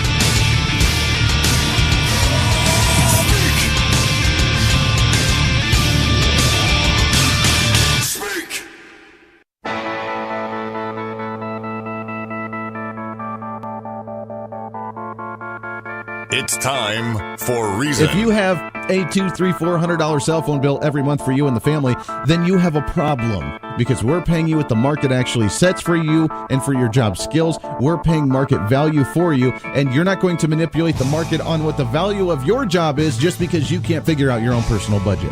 That's on you. That's not on me. We need to remember that we need to take on personal responsibility. This is the Voice of Reason with Andy Hoosier. Then I'll get on my knees and pray. We don't get fooled again. That's what I'm talking about. All right. Welcome back into the Voice of Reason, broadcasting live out of the heart of the nation here in Wichita, Kansas on the Big Talker, 1480 on the AM side, 102.5 on the FM side, KQAM, simulcasting on TV, KGPT TV, channel 2610. What up? Welcome in. It is a Friday. You finally made it. The Friday's here. It is a free-for-all Friday. It is the memorial celebration going into the weekend for a holiday weekend. Celebrate, get out there, enjoy, go camping, go hiking, go do something in the nice weather. Let's make it a free-for-all. What do you say? Come on. Anything on your mind bothering you, troubling you, it does not matter. We'd love to hear from you today. I am your political therapist. Let's work through it together. Come on. All right. 316-721-8255, 316-721-TALK. If you want to join into the program, we'd love to hear from you today. Social media is up and running, Facebook Live as well, facebook.com/1480KQAM. Like it, share it, leave a comment, ask a question, say good morning, call me a jerk. I don't really care. Makes no difference to me. I've been called worse, so it won't hurt my feelings. I do want to shift gears a little bit. We've done a memorial celebration throughout the morning, and you're still more than welcome to do that if you'd like to do so. But I want to shift gears a little bit. We've been talking about the recap of this legislative session 2018. still kind of interesting on what came out of it. The slow movement at the beginning, the really fast pace, of course, Fast and Furious that we saw toward the end, which I guess usually happens when it comes to the legislative session. But part number 3 of our legislative recap 2018, as we have 2 great state representatives in studio. State Representative Susan Humphries. Good morning, Susan. How are you? Good morning. Well, how are you? Good. Appreciate you coming in. And State Representative Joe Seiwert. Good morning, sir. Good morning, Andy. How are you doing? It's good. Great to have you in. I think this is the first time we've gotten both of you guys in studio, I think. Yeah. So Yep. this is great. I really appreciate it very much. Before we get into some of the details of the session, let's start off with you, Susan. Okay. Your thoughts on the session as a whole. We started off, and the last time I think I saw you was at the public forum beforehand when everybody was coming out and the big advocates and trying to call for that expansion of Medicaid here in town. And they tried it numerous different times throughout this session. From your thoughts, good, bad, and different, what do you think of the session as a whole? I would say it was a good session. It started off slow. We were like, okay, when are we going to get going? Let's get some momentum. But then at the end, it definitely speeded up, like you said. And I'm on committees that were really active. Judiciary, I think we had at the end 30 bills that we had passed out, something like that, and 17 went to conference committee. So it got really busy at the end. Sure. But I think at the beginning, it was all about the constitutional amendment for education. Mm-hmm. And as the session wore on, we heard less and less about that, and the enthusiasm for that wore down. And then I was real involved in a bill that went through Fed and State, and that took up a lot of my time and energy, I would say. So it was a different session for me than it was my first session. This one was more serious, more involved, more things that I kind of had going on personally. Sure. Mm-hmm. So you got to see kind of that process and got a little bit more involved in that on, as you mentioned, passionate things that you wanted to see. Yep. Mm-hmm. Very good. Yeah. Very good. Joe, your thoughts on this one? It was, as we mentioned, kind of stagnant for a while. At least now I know that I can buy alcohol at 6 a.m. and I can't burn out my wheels at an intersection. I feel really good about those facts now. Yeah. It's a 60s thing, I guess. No, you're right. I've been through a number of them myself, and every year is interesting, and this is probably the most interesting. The last 2 are the most interesting, I'm sure. Sure. It just didn't seem like we were getting anywhere. And, leadership was supposed to be scheduling things, and we'd pass out things that were done early that should have been heard on the floor, but we never did hear them, and some of them, I don't know why they never got presented to the floor, but that's not my job. Sure. Absolutely. Let's jump into one of the issues that I've wanted to talk about with the last couple of times we did this recap. Didn't get a chance to talk about it, but Medicaid expansion. As we mentioned, the public forum showed a lot of support from individuals wanting to expand Medicaid. It was tried multiple times in this session. Even at the very end, it sounded like they tried to throw it in as a last desperate Hail Mary attempt. Mm-hmm. It didn't go through. Is there still support for it, and do you see it reviving itself again come next year? So I would say as the session wore on, things would come above the line, meaning we were going to vote on them on the House floor. And everyone was always like, okay, is this germane to Medicaid expansion? It was always the question. We kept thinking about that. But as we voted on it and it didn't pass that last time, there were people who were huge proponents of it last year that were even speaking towards it, and they voted against it. So that tells me that maybe it either wasn't the right time, they didn't like the procedure, they felt, I don't know if people knew what the governor would do if we actually passed it out. So that was a question. Would he veto it? I think there was some thought maybe he would. Sure. And so I felt like the enthusiasm did wane. And then just what's going on with the Fed and the federal government, people have to take that into consideration too. What is the future of Obamacare? And I think that weighed on people. But personally, with my constituents, I'm not seeing a ton of support for Medicaid expansion. Sure. Well, I was going to say, I mean, as you mentioned, you would hope that they would look at the federal level and say, as we're repealing Obamacare, last year during the tax debate, we repealed some of the individual mandates. We're moving in the different direction to where even if we do expand it, will the government actually give us that money, or is the bill going to be footed to us? That's got to be thrown into the consideration here. So hopefully some people began to wake up and realize that a little bit. Well, I have a little different opinion of it. It was a campaign year this year, and we had some people running for governor. So, it was a stump phrase is what I want to call it, or something like that. every time we had a chance, just like Representative Humphries, I kind of call you Susan, make it a little more relaxed. I'm still a little nervous for being on the air. I know, me too. Okay. But every time they had a chance to throw it in there, bang, they brought it up. And so it got airtime, and TV stations were there, and they were right there on the snap when that topic come up. They were there to record it. Sure. So, it is a sensitive issue. We've talked about it for a number of years, and we all want medical help for people that are unserving or underprivileged, or, I got to be careful. Just people that, they say, which, look, Medicaid itself already takes care of people that are disabled, already takes care of people that are elderly. They want to expand it to where it's just people that don't necessarily need it, that could get insurance elsewhere. Sure. Why we need to expand it to them, I just don't get. Now, the argument that they've used has been that the rural hospitals are closing. So coming from districts that are a little bit rural, what's the mentality from constituents that you've heard, Joe? Do they say, yeah, we want it because our local hospital is going to close down? Or is it, yeah, you know what, that's actually not going to solve the problem here? Well, and Hutchinson Hospital is a great, hospital, Kingman Hospital.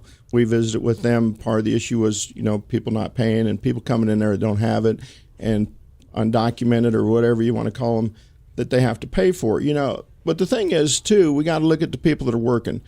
We got to provide some service for them. And one of the reasons, I struggled with it was the fact that when my constituents would come to me that their monthly payments for Obamacare, I don't know if that's politically correct to call it that anymore. No, you can call it Obamacare. Okay. Yeah, that junk. Okay. Yeah, that garbage. It's okay. Okay, Obamacare. And their insurance went from $200-300 a month to $1,000, and they come to you and say, we're trying to make a living here, but we can't afford that. So, I would talk to some of the people, the lobbyists that were involved in this, and I said, here's the thing.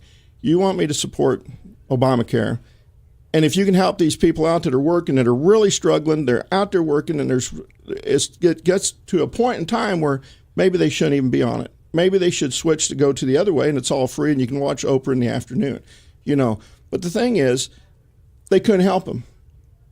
Sure. I said, if you can get these people that come to me, here's their name, here's their numbers, you talk to them. And if you can get them a reduced rate, I will support Medicaid expansion or, the affordable care.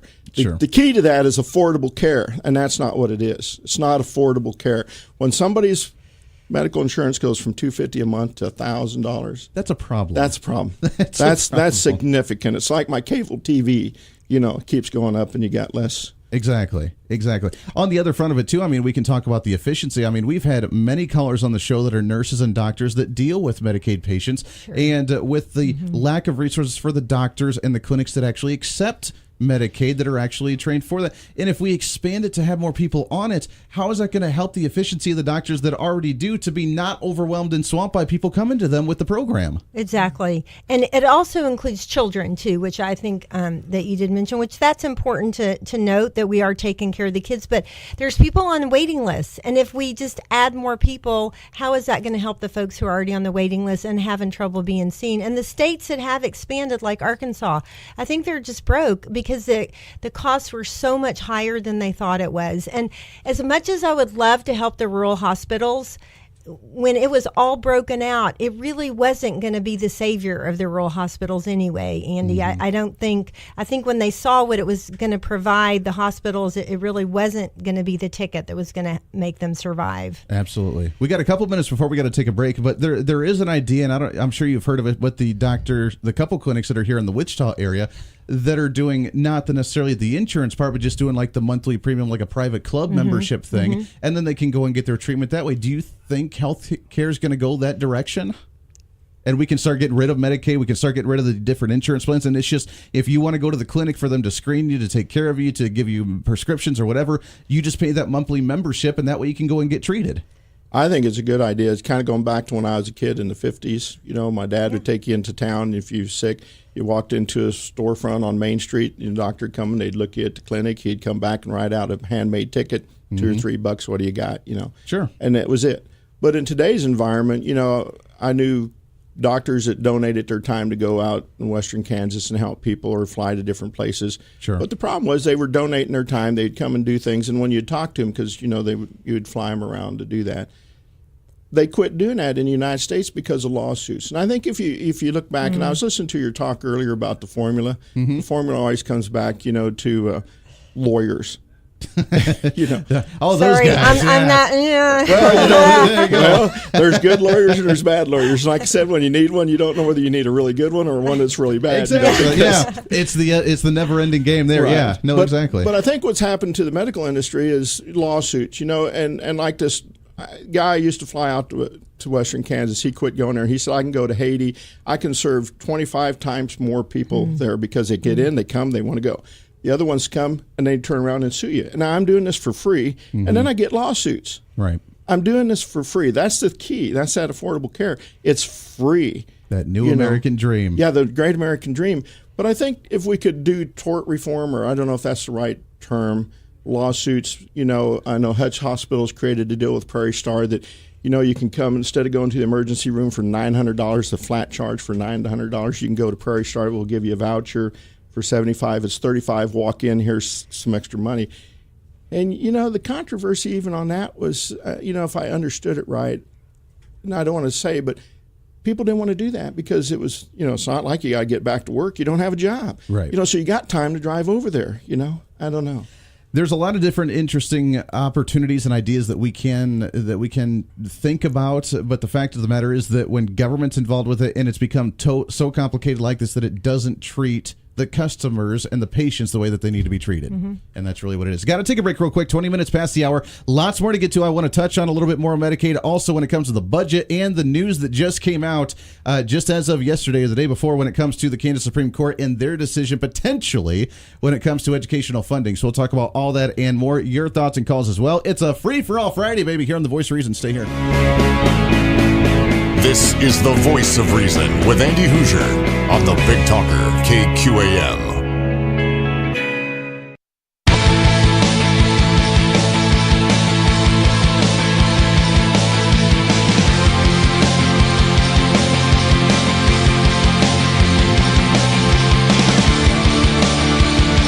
Welcome back into The Voice of Reason, 25 minutes past the hour. Appreciate you hanging out with us today as we get ready for Memorial Weekend. We still want to hear from you, by the way, with your stories on Memorial Day and those affected by it and that you want to tribute and celebrate today. It is kind of an important one.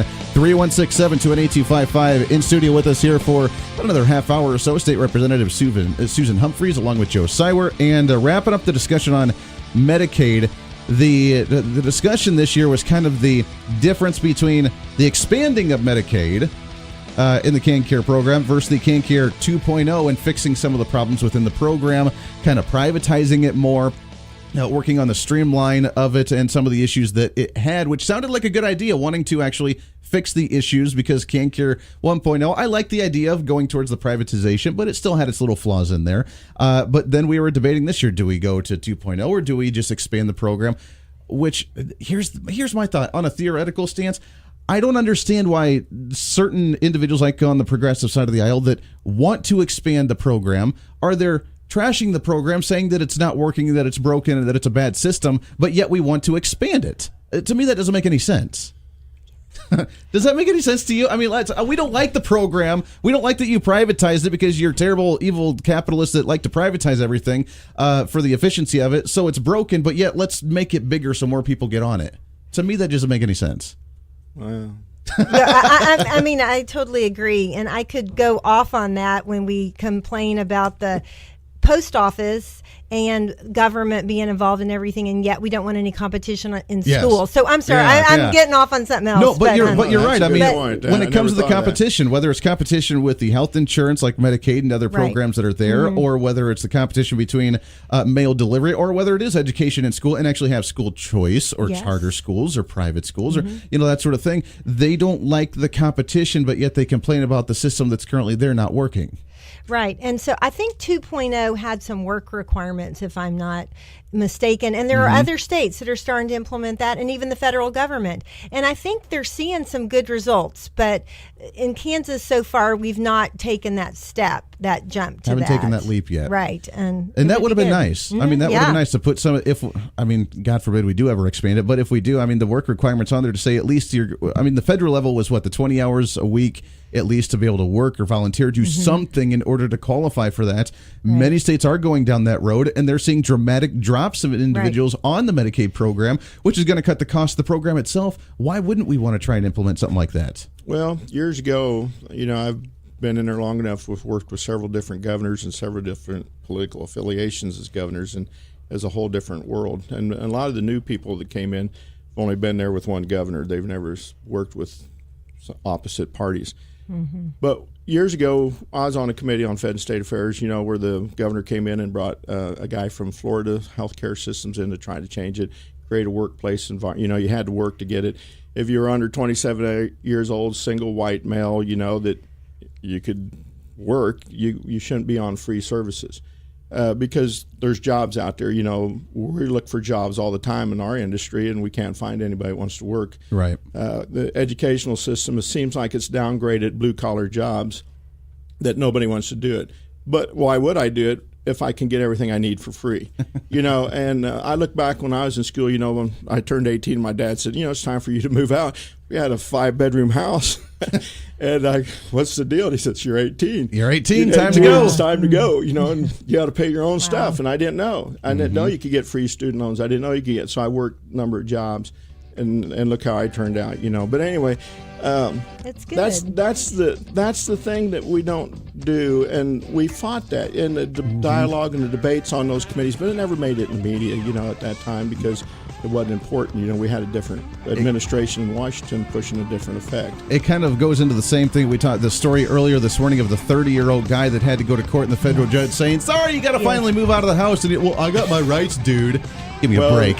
Got to take a bottom of the hour break here real quick. Lots more to get to. One more segment with these guys. Looking forward to it. Your thoughts and calls as well. This is The Voice of Reason.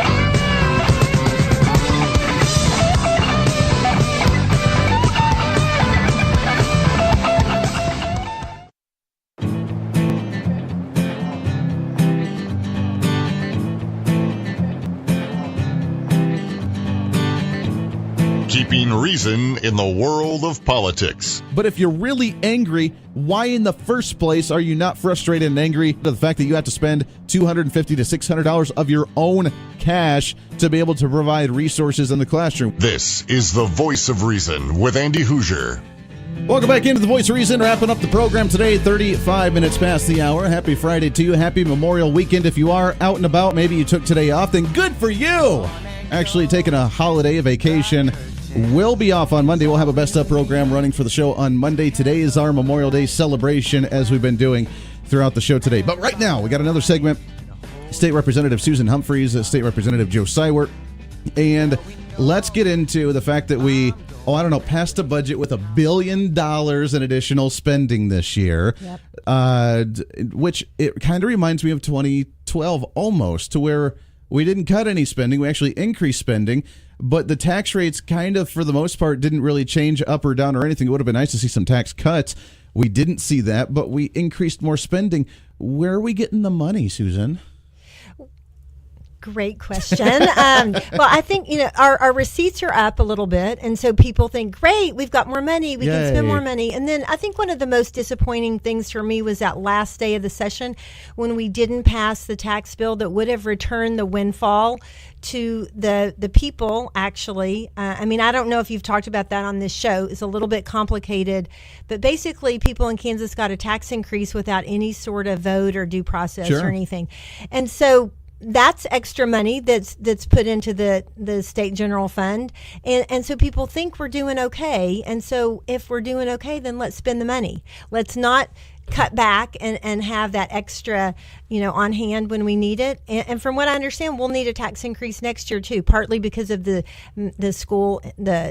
increase in school funding.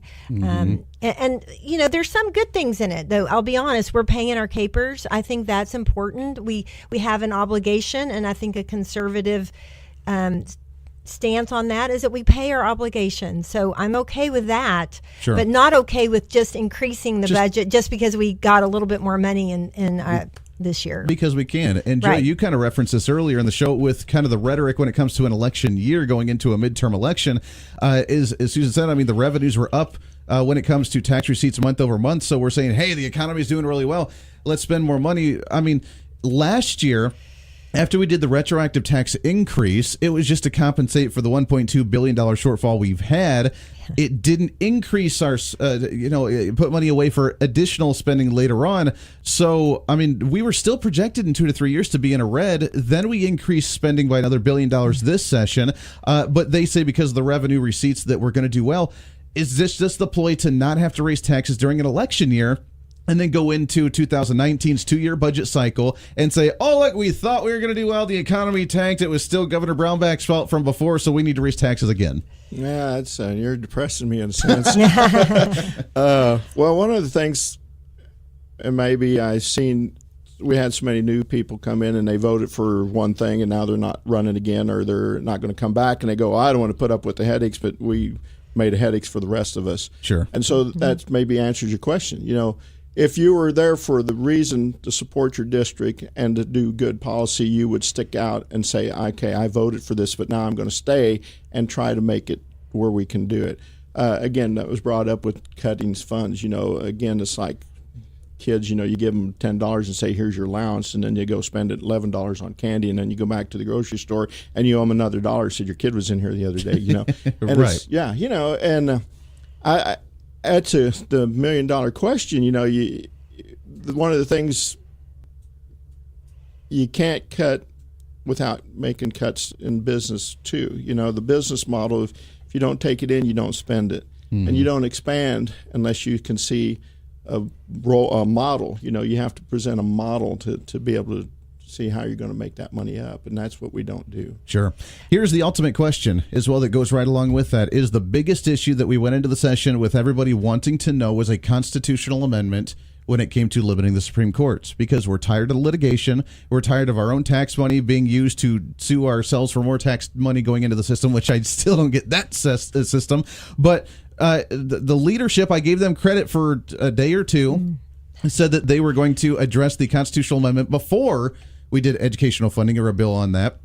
Then a couple of days later, they said, yeah, you know what, let's go ahead and do the educational funding, and then we'll look at it. And then by the last couple of days said, yeah, we're just not going to have time to do that, whether they didn't feel they had enough votes or whatever the case was. But it didn't solve anything. We increased spending by $550 million. So whatever, even if you look at it accrued year over year, it's a lot more than that. And now the Kansas Supreme Court just came out and said, yeah, it's going to be unlikely that's going to be sufficient. We may have to call you guys back in again. So we tried to resolve it, and it didn't do anything, and now we could see this for a whole nother year or more.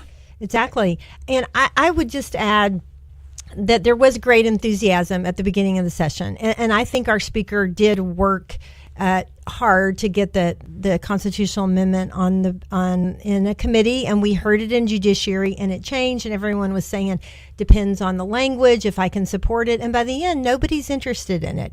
And instead, we got from the Education Budget Committee, we got the budget.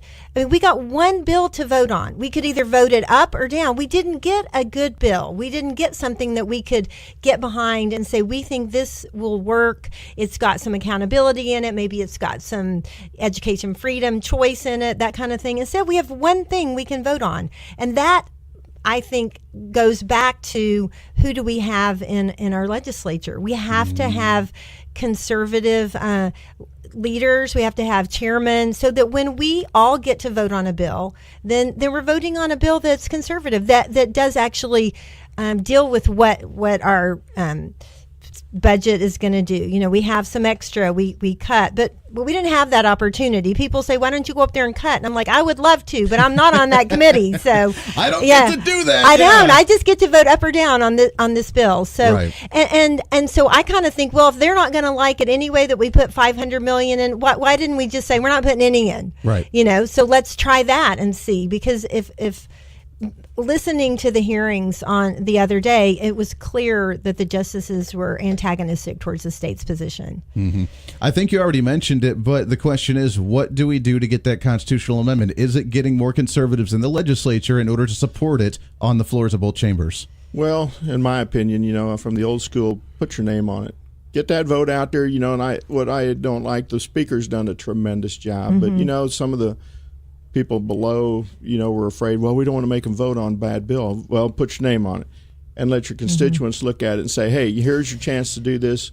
And when you run around, and you don't have to say, we're going to run this tomorrow, Andy.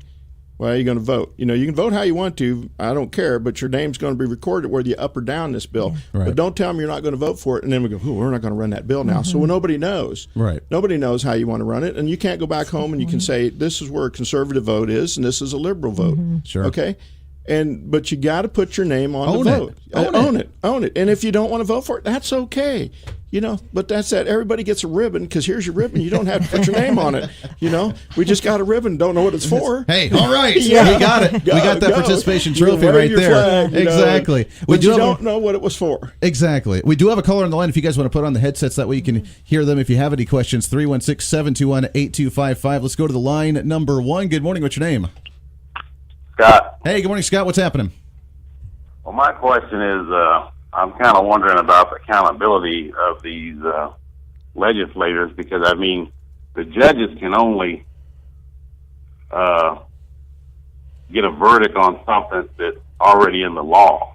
So now if they're not writing... hold on. Well, let's clarify first. The judges in the Supreme Court cannot do anything other than interpret the Constitution. That's the purpose of the judicial branch. So if they're making laws or trying to set, which is the issue that we're seeing right now with educational funding, they're not supposed to be making decisions on that because that's the legislature's decision to not only decide where the money's going, how the money's going, but how much money, because that's the power of the person. That's the struggle we have because the Supreme Court is usurping its powers by trying to tell the legislature what to do financially in the state.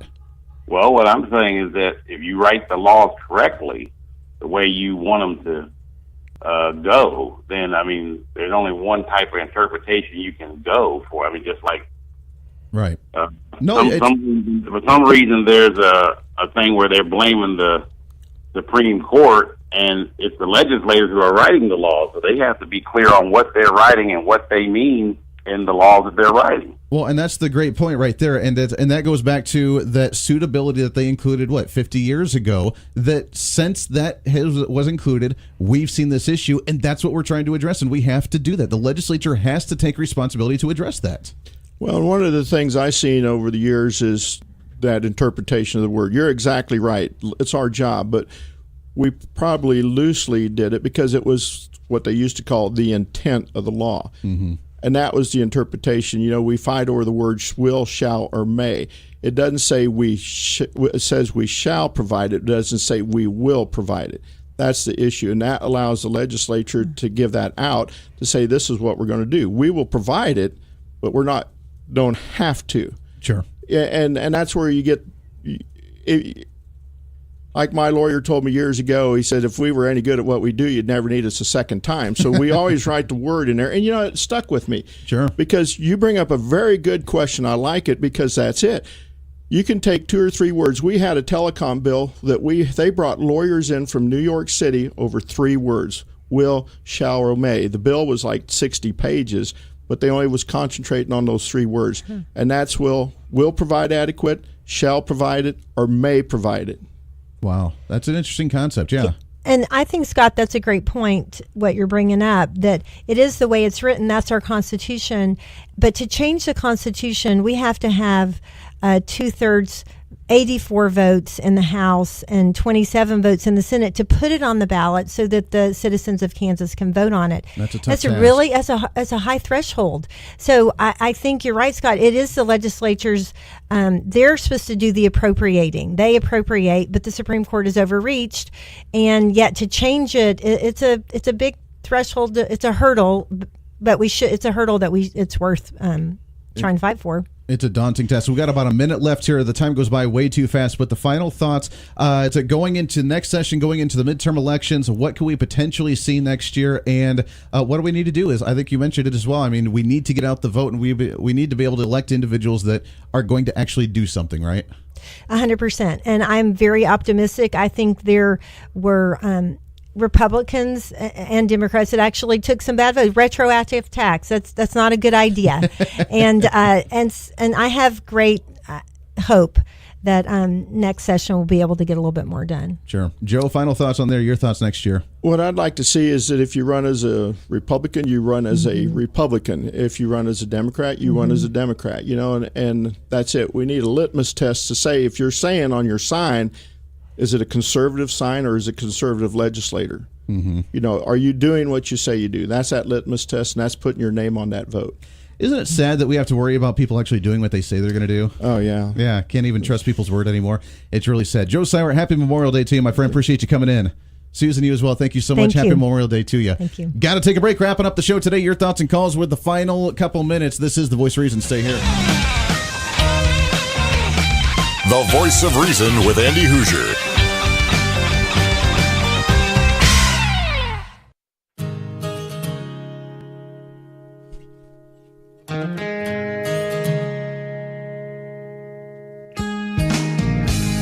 Hey, welcome back into The Voice of Reason. Wrapping up the program today. Boy, this goes by way too fast. Way too fast. We have way too much fun in the mornings, waking you up better than a cup of coffee, a shot of espresso, even an energy drink. And you know how much I used to enjoy my energy drinks. Not so much anymore. This portion of The Voice of Reason brought to you by the Inman Harvest Cafe. It's not just a Friday or a free-for-all Friday or a Memorial Friday, but it's also a fried chicken Friday. Today's going to be the Memorial Free-for-all Fried Chicken Friday. That's the way we roll today. Katie's back on the line with us. Good morning, Katie. Good morning, Andy. Happy Fried Chicken Friday. I love it. What do you think, the Memorial Free-for-all Fried Chicken Friday? I'm not even going to try and say it. I think that's going to be the celebration today. You guys are rocking and rolling today up there at Inman with the breakfast already going. You're ready for the buffet from 11 to 1, the big one 5 to 8 o'clock tonight. And the food smells amazing already. You got to remind us, what do you guys have on the slate for today? So today, besides the wonderful, amazing fried chicken, we're going to have a taco casserole. That's the taco meat, the refried beans, cheese, and then a biscuity layered topping thing on top. Then we're going to have pigs in a blanket. Yeah. And so my bread dough for the blanket part is rising right now on the table over there, and it's getting nice and soft and fluffy, so pretty soon I'm going to stick my hands in it. Like, that's my favorite part of this job. One of my favorite parts of this job is putting my hand in warm dough. See, that would be pretty awesome. That would just be fun to do. Yes. Oh, yeah. So I love that. So we're going to do that. And then we're also having a chicken and rice casserole. So that's chicken and saucy stuff and rice and probably cheese, because I don't picture that casserole without cheese. So there you have it. Of course. I mean, we got to have the cheese. Yeah, we might put cheese on the pigs in blanket, too. There you go. Oh, that's kind of important. It is. It's not in the recipe, but I don't care. That's all right. Modifying is always a good thing sometimes. Right. Yeah. I like it. So anyway, the our famous roast beef is cooking right now, so that'll come on the buffet from 5 to 8 as usual. And then besides all of that other good stuff that we mentioned, the buffet also in the evening comes with the pie. So we're going to read the pie list backwards this time. It. Very nice. And I might stutter because I do it front to back. Now we're going to do it back to front. Okay, ready? We're ready. Key lime, banana split, peach, cherry, custard, strawberry rhubarb, Dutch apple, banana cream, chocolate cream, and coconut cream. Yay! Yes, I love it. That's some good stuff there. And your free slice of pie, you got to get it as soon as you walk in the door because it will be gone very quickly. So walk in, grab your slice, then go sit down and worry about all the other goodies there as you see them. The wheelbarrows outside to get you to your car sold separately. That's right. That's right. And I want to say, okay, if you are active duty military or veteran, we would like to give you a free fried chicken buffet. If you come in and say that you heard me talk to you on The Voice of Reason, I would love to give you a free fried chicken buffet today, or tomorrow you can come in and get a free fried chicken fried steak and eggs. Yes, okay? Today or tomorrow for Memorial Weekend. You have to come in and tell me, though, that you heard me talk to you on The Voice of Reason. You heard it right here on The Voice of Reason. You got to have a code word. And the code word needs to be blue chicken. Blue chicken. Okay, blue chicken. That's what it is. The blue. When you say blue chicken, we know exactly what you meant. That's right. I love it. Okay. I love it. And just a reminder, as you said, you will be open tomorrow for Memorial Weekend, as usual, for Friday and Saturday until 2 o'clock. That's right. Perfect. I love it. Inman Harvest Cafe, 112 South Main Street, downtown Inman. Anybody, veterans, anybody like that, it's the perfect time to get up there and enjoy that. Blue chicken is that code word for them. 620-585-6925. Katie, it's always a pleasure. Happy Memorial Day to you guys. Enjoy it. We look forward to chatting with you again next Friday. All right, thanks. We'll talk to you then. Always a good pleasure right there. Appreciate it. Inman Harvest Cafe. Again, Blue Chicken is that code word. Go up there, tell them that you heard it right here on The Voice of Reason. If you are a veteran, you get that free fried chicken meal or that fried chicken buffet at the Inman Harvest Cafe today or tomorrow. So go up there and do that. Appreciate that very much. That's fantastic. 316-721-8255. We got just a couple minutes left of the program. The wrapping up of the program, remember the purpose of what we talked about today. Remember the importance of showing patriotism, showing that nationalism, showing our activism. Look, you can't be more patriotic than showing up and actually voting. You can't be more patriotic in this country than waving the American flag and saying that you love this nation and you will support individuals that continue to love this nation on what it stands for, not for the things that we've done, good, bad, or indifferent, but the vision. They always say that nationalism is that you support the government. We're not supporting the government. The government is not the country.